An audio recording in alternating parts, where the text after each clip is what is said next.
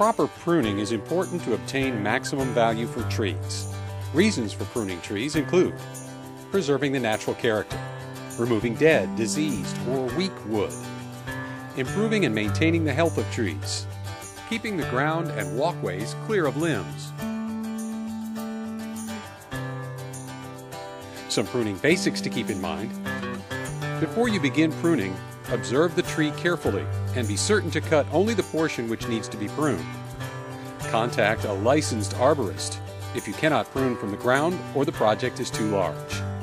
Make sure you have the proper safety and maintenance equipment. Remove large branches that cross. Leave no stubs. Remove dead wood or diseased branches. Never top a tree.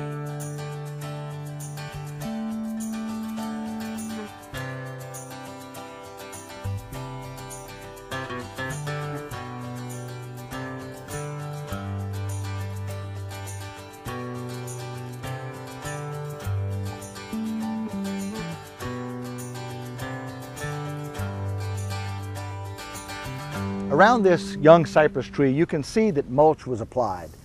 This is pine mulch. It's made from pine needles and it's an excellent mulch material. There are several reasons that we use mulch.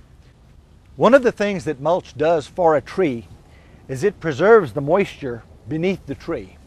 Another thing is that the mulch, being an organic material, slowly deteriorates and decays, and it gives rise to nitrogen nutrients that go into the tree. Another thing it does is it keeps the weeds and grass from growing beneath the tree. And remember, trees and grass don't like each other. They're direct competitors for moisture and for nutrition. So when we have mulch around the tree, the grass can't grow. It does one more thing. It keeps the lawnmowers that cut the grass near the tree from getting too close to the tree and scarring it.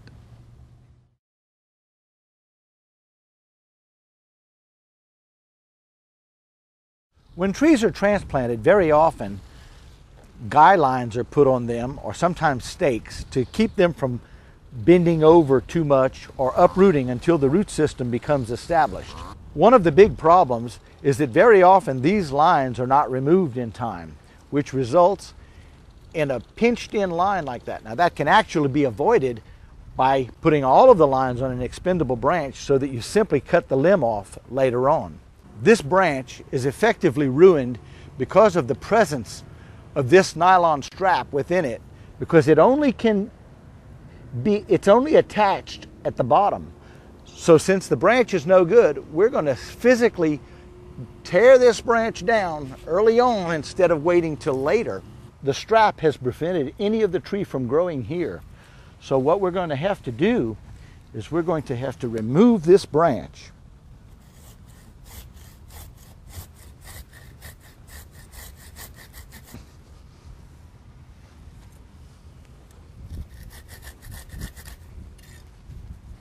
It's always a good idea to remove the entire strap when you remove the guy lines from a tree.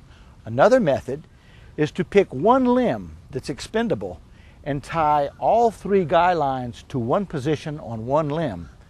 And then you take the limb off later on and you've only lost one limb.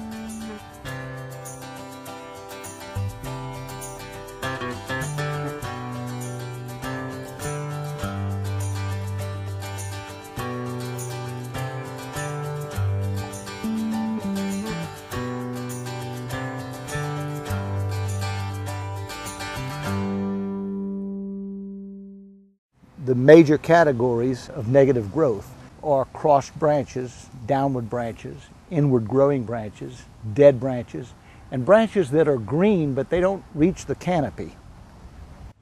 There are no limbs within the middle of the tree that go across the center of the tree. This is the result of the tree having been pruned when it was very young to get rid of the major categories of negative growth. The reason that we want to cut the branches that are indeed green but don't reach the outside of the tree is because those branches ultimately will be shaded out and will die anyway. We don't want the tree to have to utilize its resources to grow a limb that will ultimately be lost. With proper pruning, a tree's beauty, safety, and size can be enhanced.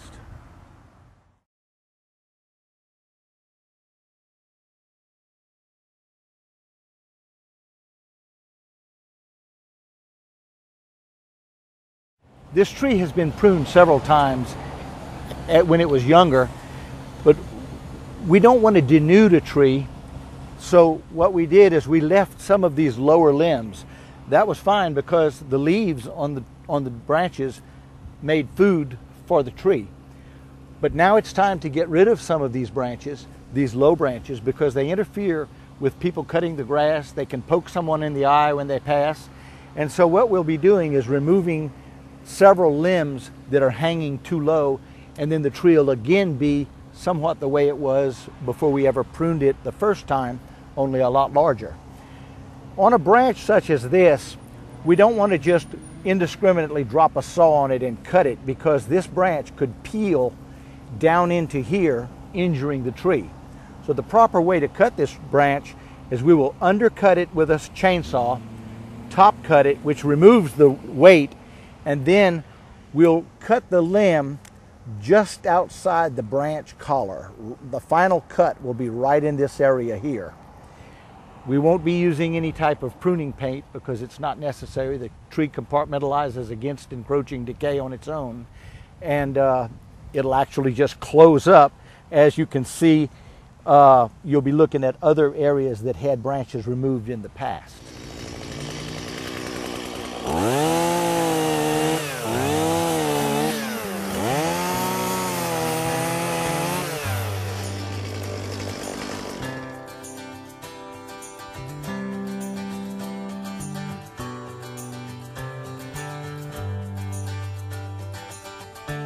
Strong attachments form when the union of the trunk and branch is U-shaped, and weak attachments are indicated by a V-shaped union. Make pruning cuts to weak attachments just outside the branch collar. The tree will be damaged unnecessarily if you remove or damage the branch collar because it contains trunk or parent branch tissues. The reason I'm removing this lateral limb right here is because it's a very weak limb. It emanates from a V-shaped fork as opposed to a U-shaped fork. A U-shaped fork will have wood that's holding it up. So often when we see a big branch that falls on a house, since there is nothing holding it up from here, all of the support is derived from below, this branch can later on just break off and peel down a tree.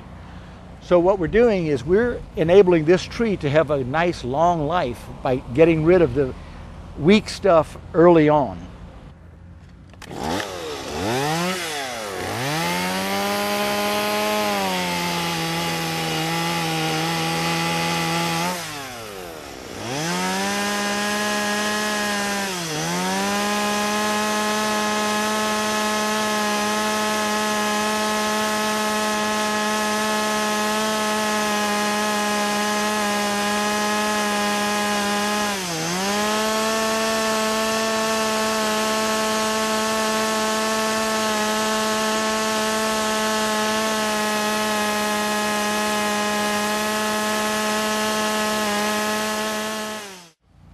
Reason I did this move right here is because, generally speaking, a limb such as this limb that was removed closes this way.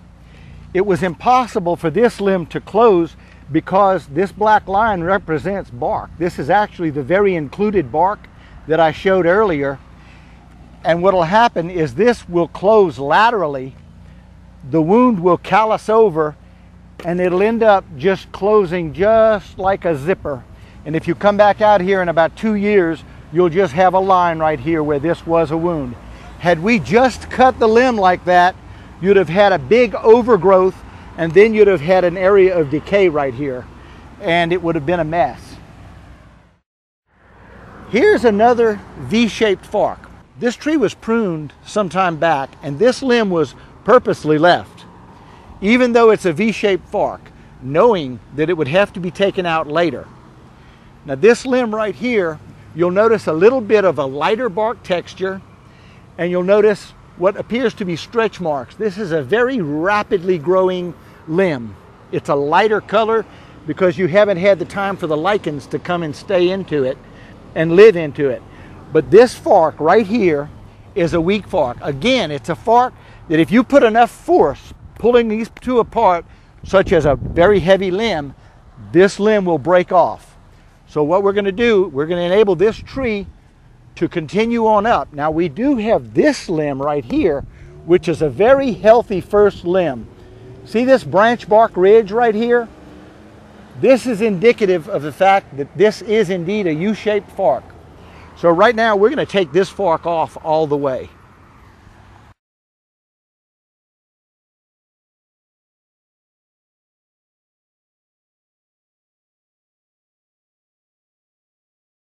Right behind me you see a tree about 8-inch diameter at breast height, live oak, beautiful tree. It's been in this park for about 10 years. It's been pruned once or twice, and it has the shape of an old large live oak.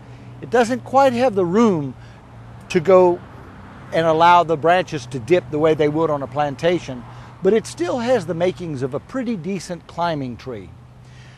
Now, although we've been working with pruning along scientific principles, one thing you need to bear in mind is that tree pruning, while it uses science, it's actually an art.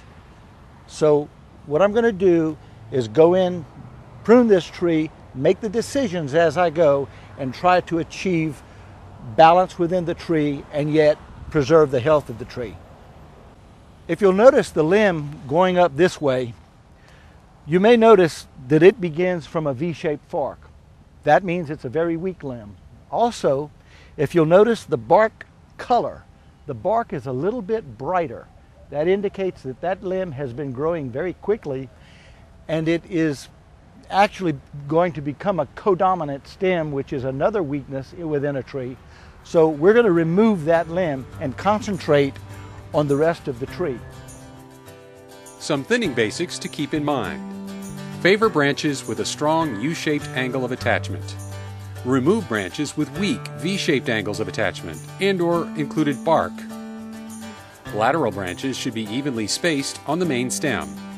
A good rule of thumb is to avoid removing more than 30% of live tissue from young trees. Try to limit pruning of living tissue on large trees to 10%, because large trees have less energy reserves to close wounds and defend against decay.